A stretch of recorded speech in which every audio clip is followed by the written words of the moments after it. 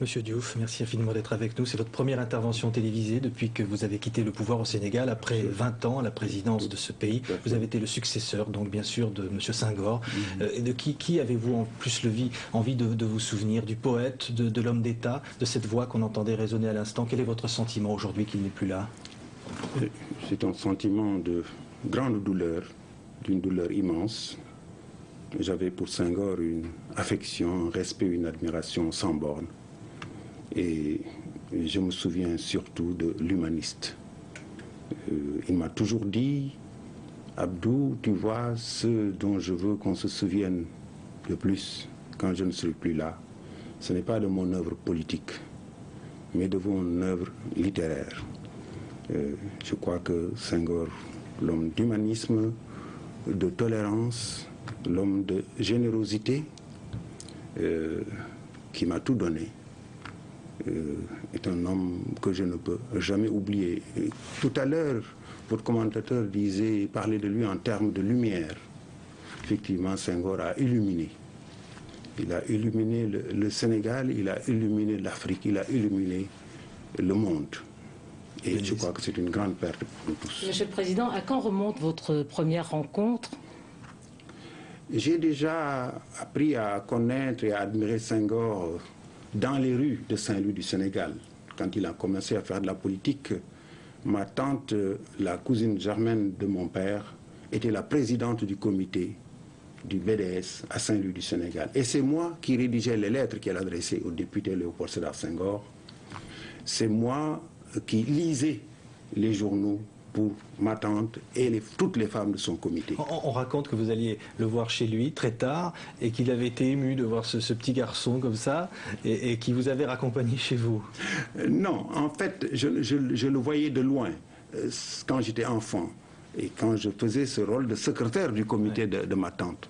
Mais c'est en 1956, j'étais déjà étudiant à l'université de Dakar, que venu à vacances à Saint-Louis du Sénégal chez ma tante, elle a demandé à Senghor de me recevoir. Et Senghor était à un déjeuner chez André Pétavin, qui était son ministre des Finances, qui était le ministre des Finances, parce que ce n'était pas encore l'indépendance, le ministre des Finances du gouvernement de la loi 4, du gouvernement de Mamadou Dia. Et je suis allé rendre visite à Senghor au sortir du déjeuner, et il m'a raccompagné dans sa voiture jusque devant chez moi. Et je me souviens que je lui ai dit, il m'a dit, qu'est-ce que vous voulez faire plus tard? Je dis, je veux faire l'école nationale de la France d'outre-mer. Ce que vous avez fait. Et ce que j'ai fait. Et à 25 ans, Monsieur le Président, il vous nomme gouverneur de Saint-Louis. Et plus tard, vous finirez comme son dauphin, Premier ministre, et vous lui succéderez en 1981. Qu'est-ce que vous avez appris tout au long de ces 20 années passées à ses côtés? En fait, il m'a d'abord nommé, du temps où il était encore avec Mamadou Dia, secrétaire général adjoint du gouvernement.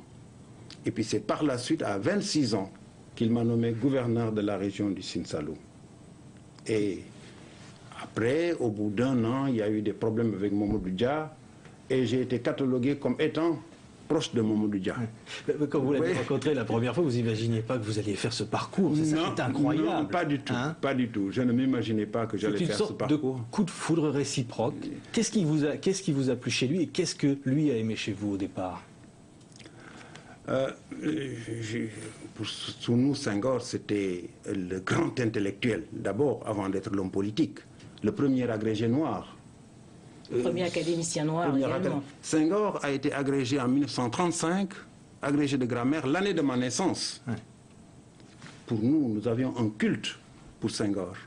Et quand j'ai quitté donc le poste de gouverneur de Kaolack, il m'a nommé pendant une vraie période directeur de cabinet du ministre des Affaires étrangères, avant de me prendre à son cabinet dès le mois de mai 1963. Ensuite, il m'a fait confiance comme secrétaire général de la présidence. Et après Premier ministre. Et après ministre du Plan pendant moins de 2 ans, avant de proposer à la nation sénégalaise de modifier la Constitution pour créer un poste de Premier ministre qu'il m'a donné. Sur mesure, et j'ai été son Premier ministre jusqu'à son départ du pouvoir. Entre-temps, il avait fait une nouvelle modification de la Constitution. Il avait fait adopter par le peuple sénégalais une nouvelle modification de la Constitution pour dire que le Premier ministre en fonction au moment de son départ lui succéderai pour terminer son mandat. Et je suis devenu président de la République le 1er janvier 1981. Il a continué de vous encourager de manière permanente. Vous aviez toujours vous entendiez ses paroles en prenant des décisions. Vous disiez, tiens, il déciderait ça. Tout à fait. C'est tout à fait juste. Et j'ai continué à m'inspirer de ce que Senghor a fait, non seulement dans ma conduite d'homme d'État, mais dans ma conduite d'homme tout court, dans mon comportement de tous les jours. Je disais à un de vos confrères journalistes que un des aides de camp de Senghor m'a dit un jour, vous savez, monsieur le président, monsieur le premier ministre, j'étais à l'époque, le président Senghor ne m'a jamais salué assis. Il se levait toujours devant le plus humble pour saluer. Et moi, j'ai pris toutes les habitudes du président Senghor. Et quand les Sénégalais disent Abdou est courtois, Abdou est poli... Vous êtes un peu son fils spirituel. Oui, je suis son fils spirituel, moral, si vous voulez, politique. Et comment vous a-t-il éduqué pour la magistrature suprême? Puisque pratiquement tous les 10 ans, vous avez connu une ascension, gouverneur, Premier ministre, président. À quel moment avez-vous su que vous allez succéder à Senghor? Écoutez, je vais vous faire une confidence. En 1964, j'étais encore directeur de son cabinet. Nous étions en janvier 1964. Je n'étais même pas encore secrétaire général de la présidence, j'avais à peine 28 ans. J'étais à un cocktail au Palais de la République et il était avec mon épouse en train de parler. Et quand ils ont fini, j'ai dit, mais qu'est-ce qu'ils ont bien pu se dire? Dans la voiture, en rentrant chez moi, mon épouse m'a dit, tu ne devineras jamais ce que le président Senghor m'a dit. Il m'a dit, Madame Diouf, aidez bien votre mari, soutenez-le, il a de l'avenir et moi, je peux vous le dire à vous, je pense à lui pour ma succession. Nous étions en 1964. Et c'est 17 ans plus tard que je deviendrai son successeur en 1981. Quand vous aviez été la cheville ouvrière de l'organisation du Festival mondial des Arts Nègres en 1966, c'est une date importante.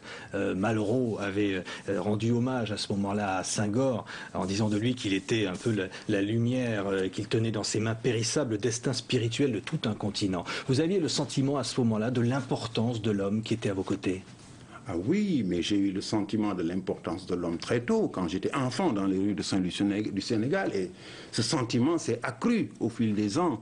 Et en voyant Senghor vivre au quotidien, en travaillant à ses côtés, je vous assure que j'ai eu la meilleure école du monde. Toutes les années d'études que j'ai passées n'étaient rien à côté des années que j'ai passées à côté de Senghor à apprendre la vie, à gérer au quotidien. D'abord comme directeur de cabinet, comme secrétaire général, comme ministre et comme Premier ministre, sous l'orientation, sous l'inspiration de Senghor. Nous allons regarder un reportage sur les réactions à Dakar. Vous n'êtes plus à Dakar aujourd'hui, vous avez quitté le pouvoir en 2000, hein, un peu à la manière de Senghor, vous êtes en France. C'est une façon de l'imiter aussi, lui, alors quand il a quitté le pouvoir, il est allé en France, vous avez quitté le pouvoir, vous êtes en France. Et il l'a fait. Ça vous a influencé, ces choix personnels? Oui, vous avez voulu faire pareil? Tout à fait. Tous ces choix personnels m'ont influencé. Il l'a fait pour ne pas me gêner. Oui. Et moi, je l'ai fait pour ne pas gêner mon successeur.